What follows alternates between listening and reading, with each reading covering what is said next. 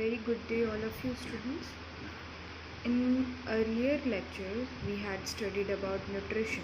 Okay, so now it's turn to know that what is respiration. So respiration, you can see with the help of reaction, is just opposite to nutrition's reaction. In the nutrition reaction was the photosynthetic reaction in the case of plant, because here we are studying about plants. So you can see in nutrition, CO2 plus H2O gives glucose. This is glucose, C6H12O6 plus O2. Okay, so this glucose is polymerized and gets converted into starch and stored in plant. Okay, so glucose is the stored food material inside the plant. Now this glucose is used in respiration for the production of energy. Okay, so we can also define respiration as the formation of energy by the breaking down of carbohydrate is known as respiration. Here the glucose in the presence of oxygen gives energy, carbon dioxide and water. Okay, so here also you can conclude that in the terms of nutrition or in the terms of photosynthesis, you had seen carbon dioxide and water combine and form glucose, but here the glucose breaks down into energy and carbon dioxide and water. Okay, so basically you can also say that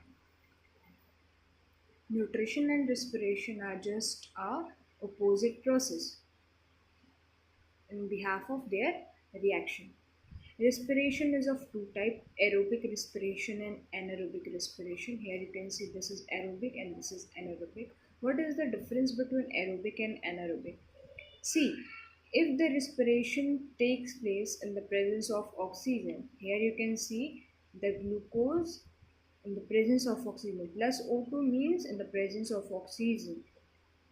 That means the respiration is taking place in the presence of oxygen. This type of reaction is known as aerobic respiration.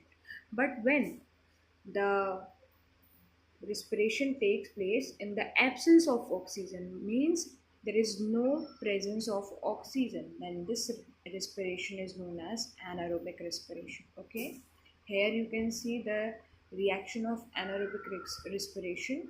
The glucose breaks down into ethanol and carbon dioxide. Okay, and energy. So here the energy formation takes place is very low in comparative to aerobic respiration. Okay, now anabolic reaction and catabolic reaction. What is the meaning of anabolic and catabolic reaction?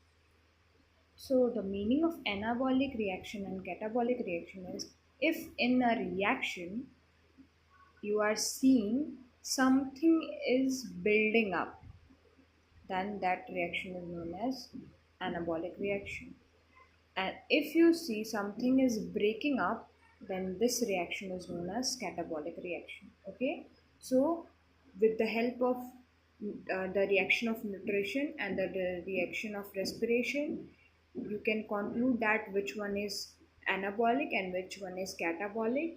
Here you can see in the respiration the glucose breaking down itself. Okay, in the formation of energy, carbon dioxide and water.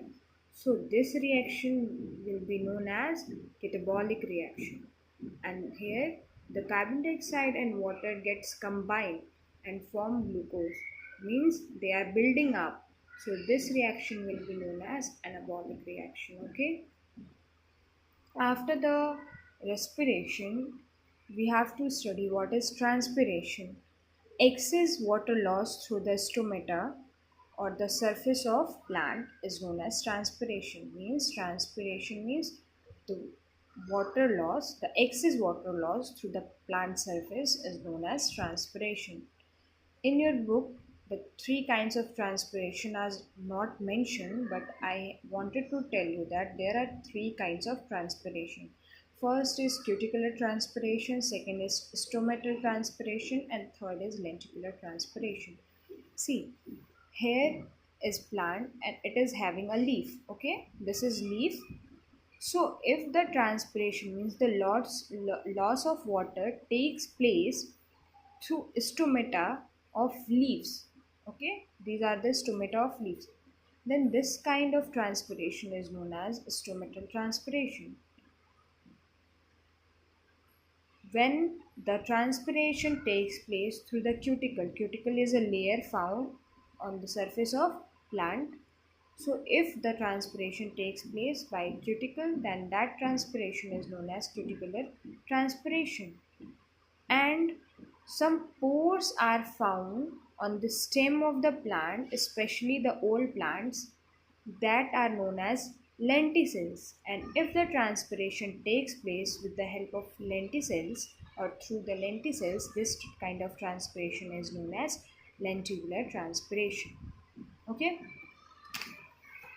after that we have to study what is excretion. Excretion is very short topic in your syllabus. So, excretion is removal of unwanted substance. In the case of plant, removal of unwanted substance is known as excretion. You can see oxygen and carbon dioxide as a gaseous waste. How? In the process of photosynthesis, you had seen oxygen is liberating from the plant, then the gaseous waste in the case of photosynthesis is oxygen. The gaseous waste in the case of respiration is carbon dioxide. Okay, we can also see some liquid waste that are resin, latex, tannins, gums, and rubber. They are the liquid waste which are stored in old xylem vessels. You are aware about what is xylem and phloem, okay? Rafids are some solid waste which are found in plant, okay? Means in the excretion, rafid is the solid waste which are found.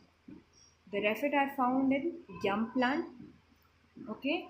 It is a crystal of calcium oxalate found in plants, okay. So basically these are the unwanted substance which are found in plants, and the removal of this unwanted substance is known as excretion.